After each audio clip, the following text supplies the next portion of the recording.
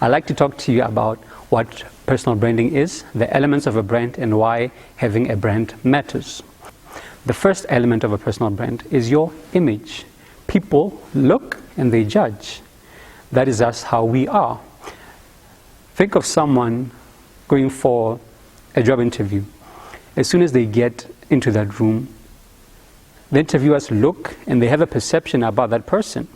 The person either gains points or loses points based on their image. The first element of any product is packaging.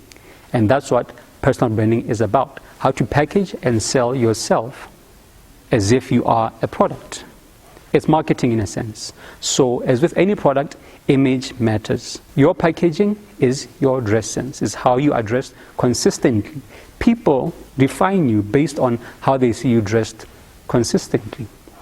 Whether it's to church, it's to work, or an event. That's just how it is. So we need to be intentional about how we are seen by the world in how we are dressed. The second element of your brand is your speech, how you talk about yourself. If you think of someone that is shy, you say they're shy because of how they talk. They talk about themselves in a low manner. They debase themselves, they minimize their achievements, and they take down everything that they do to be something minor. That is a shy person. Now, think of someone that is arrogant.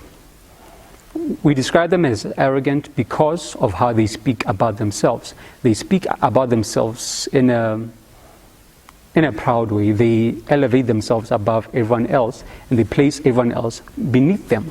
So people define you by how you talk about yourself. So again, we need to be intentional. How do we speak about ourselves to other people? Are we confident? Are we bold? Or are we shy and timid about who we are and what we can offer to the world? Third element now, your behavior. The way that you carry yourself matters. Here we're talking about body language, at work, in an interview, in a conference. People take cues from your body language because it's a non-verbal communication means. You are saying something with the way that you are sitting, with the way that you are standing. You are saying, I'm interested, I'm not interested, I'm proud, I'm bold, I'm timid. So we need to understand that our body language says something about us. It says, are we present in that moment or are we not?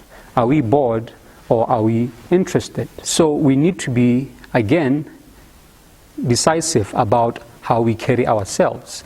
This includes how we walk in a professional setting, again. Now, if someone is confident, when they come into the room, you don't need to ask them, are you confident? You see it in how they walk, chest out, chin up. That's a confident person.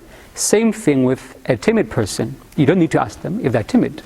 You see them come in, head down, and they try not to make eye contact with anyone. And their body posture, again, is submissive.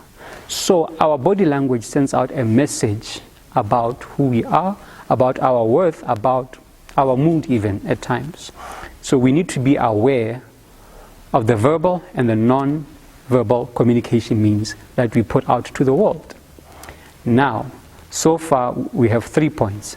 The fourth point, very relevant for this day, is social media. You are seeing me now because of social media. Social media can do a lot of good and a lot of harm in the same way. Now, I love a good joke. I'm always sharing jokes. But imagine if I was to share offensive jokes every day. I'm always making fun of a tribe, a race, a people, a faith, just someone. After a while, you start to think of me as someone that is arrogant, insensitive, and rude. You see? So I've built a brand for myself through sharing jokes, but it is a negative brand. So everything we post on social media talks to our values, our ethics, and our brand. People judge us based on what we put out in the world. We say volumes through our posts on Facebook, on WhatsApp, on Twitter, on any forum. And so we need to be aware that what we put out is a reflection of us as people. Social media can do your brand a lot of good, a lot of value. Now, I'm a public speaker. I started out in 2018. So I understood that I needed to build a brand for myself as a public speaker. How did I do that? I started with images, pictures of me on stage giving a talk. I'd do one talk, I'd have like 10 pictures from that talk, and I'd upload those online over a week to 2 weeks until people started to see the same thing about me online. Me giving a talk, me giving a talk at an event, at a club, at an association, anywhere, at a conference, in a church even at times. So I built an image of myself as a public speaker. So after some time, I started getting invites to do public speaking because my brand was that of a public speaker. People would ask me to come talk at the events because they saw me online and they saw just a picture of me online. So a brand that is built intentionally has value and has influence. So we've looked at the elements of a brand. So why do we do all of this? Why all this work? One word: opportunity. A brand brings you opportunities. I just gave an example about myself, public speaking. Because my brand is in line with public speaking, opportunities that come to me are aligned to my brand because people think of me in a certain light. And that is the light of being a public speaker. They think of my name and they think of a public speaker. So any opportunity that comes up in line with my brand, with my skills, my name is likely to come up. And that is the value of a brand. It works the same way if I was a singer or an artist or a model, anything. As long as you define yourself in a certain light, in a fixed light, very clear, then opportunities in that lane will likely come to you after some time. The key is to be consistent about it. So every post that I put out is of me giving a talk, or it's me writing an article about personal branding. So I am intentional and consistent about what I put out to the world. And that is what branding is about. Branding is marketing, in a sense. And marketing sells you a product based on what that product can do. Branding, you put yourself out based on what you can do, on the value that you offer. And that value is in your talent, your skills, and your experience. So you package what you're able to do in the form of a brand, in the form of how you dress, how you look, how you carry yourself, and how you appear online, which are the elements of a personal brand. Now, as a professional, you need a brand. As a businessman, you need a brand because you offer value as an employee or as a business person or as an artist, as a creative. Value needs to be packaged.